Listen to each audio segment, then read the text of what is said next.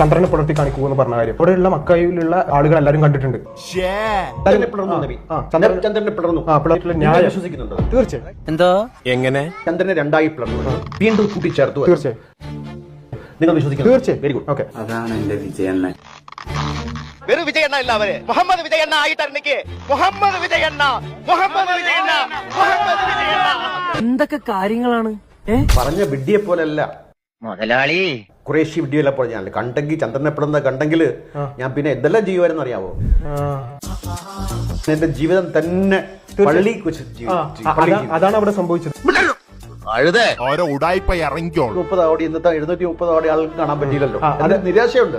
ഒന്ന് ഷോക്കായി ഷോക്കോ ഞാനങ്ങോട്ട് ഇല്ലാണ്ടായിപ്പോനെ.